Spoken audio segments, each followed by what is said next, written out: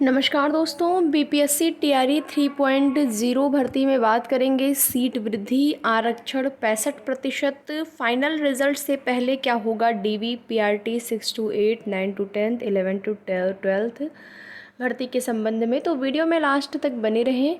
BPSC TRE 3 से संबंधित जो भी ज़रूरी और महत्वपूर्ण सूचना है उससे आप सभी को अवगत कराएंगे, जिसमें कि आपका सीट वृद्धि यानी कि बैकलॉग की जो सीटें हैं उसको जोड़े जाने पर डिस्कशन चल रहा है, लेकिन ये चीज़ें कंफर्म नहीं हो पाई हैं कि ये सीटें जुड़ेंगी कि नहीं।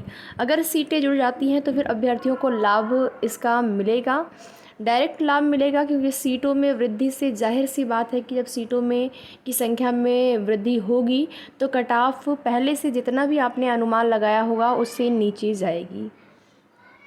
आरक्षण 65 या 50%, इस पर भी अभी मैटर पूरी तरह से क्लियर नहीं हुआ है कि इस जो रिज़ल्ट है, लगातार इस पर चर्चाएं चल रही हैं कि रिज़ल्ट 60% पर दिया जाए या फिर 65।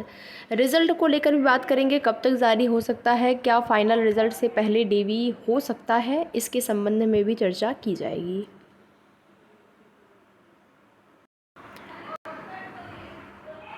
तो जैसा कि आप सभी यहाँ पर देख पा रहे होंगे, 9वीं से 12वीं कक्षा के शिक्षकों की बैकलॉग पदों पर भी होगी नियुक्ति। तीसरे चरण की नियुक्ति में शामिल किए जाएंगे रिक्त पद, दिया गया निर्देश।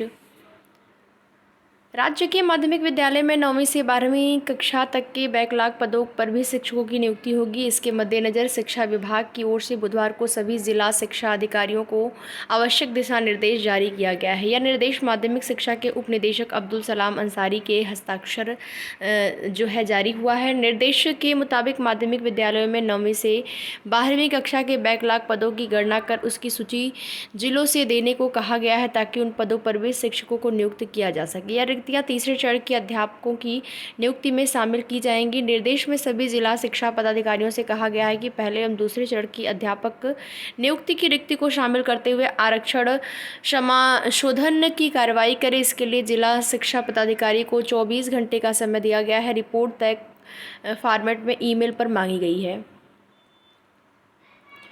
तो अब देखना ये होता है कि रिक्त पदों को लेकर यहाँ पर आप सभी देख सकते हैं कि जोड़े जाने की बात तो कही गई है और निर्देश भी दिया गया है। देखना ये होता है कितने पद यहाँ पर बढ़ते हैं, कितने पदों में वृद्धि होती है। पद जो है 9 to 12 के ही भरे जाएंगे। पीआरटी और 6 to 8 में उम्मीद नहीं है। 9 to 12 में सीटों की वृद्धि होने की पूरी संभावना है। और अभी तो जो भी आंसर की जारी हुई है, आंसर की से अभ्यर्थी परेशान है बताया जा रहा है। आधा दर्जन सवाल जो है वो उनके जवाब गलत हैं। ये इसी की वजह से अभ्यर्थी परेशान है। जैसे प्राइमरी का जो फाइनल आंसर की जारी हुआ 6 to 8 का, मतलब जो भी आंसर की जारी हुए हैं, आंसर की से अभ्यर्थी संतुष्ट नहीं है। उनका कहना है कि आंसर की में गड़बड़ी हुई है। तो क्या एक और आंसर की जारी होगी, एक बड़ा सवाल अभ्यर्थियों के मन में है। अब देखते हैं क्या होता है। आयोग और विभाग जो हैं उन्होंने जो फाइनल आंसर की जारी की है उसमें क्या संशोधन करेंगे।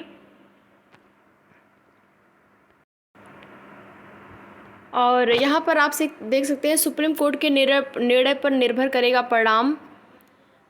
संशोधित रोस्टर प्राप्त होते ही जारी होगा शिक्षा विभाग की 7 परीक्षाओं का परिणाम।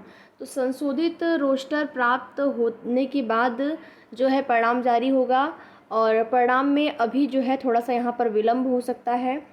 और यहाँ पर देखेंगे आप सभी 65% आरक्षण को लेकर बिहार लोक सेवा आयोग के अनुसार एकीकृत 17वीं संयुक्त प्रतियोगात्मक परीक्षा का परिणाम सुप्रीम कोर्ट के निर्णय पर निर्भर करेगा। आयोग के अध्यक्ष परमार रवि मनु भाई ने जो है यहाँ पर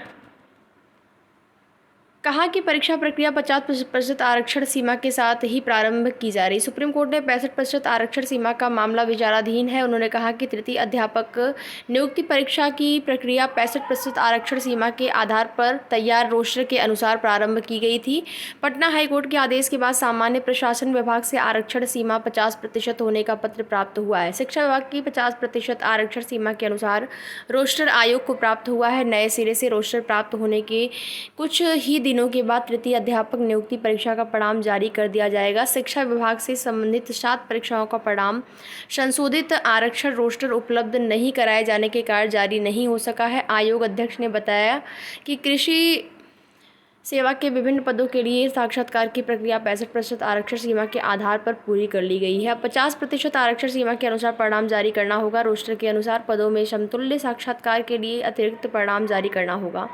तो यहाँ पर आप सभी देख सकते हैं 50% 65% पर रिजल्ट जारी करने को लेकर जो भी चीज़ें हैं वो कल के प्रेस कॉन्फ्रेंस में कही गई है।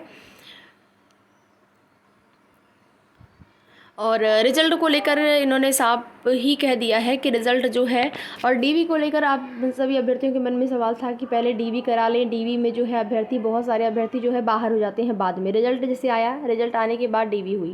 डीवी में बहुत सारे अभ्यर्थी बाहर हो जाते हैं किसी न किसी कमी की वजह से, और वो सीटें खाली रह जाती हैं।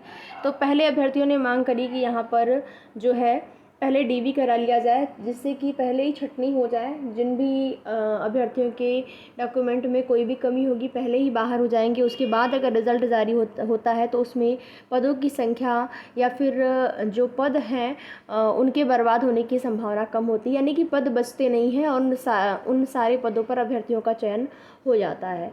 तो देखते हैं ये जो आपका आयोग है उस पर क्या निर्णय लेता है, पहले डीवी कराते हैं या फिर रिज़ल्ट, इसकी मांग भी चल रही है। तो जैसे ही आगे कोई सूचना मिलती है आप सभी को उसकी जानकारी दी जाएगी। वीडियो में लास्ट तक बने रहने के लिए आप सभी का बहुत बहुत धन्यवाद।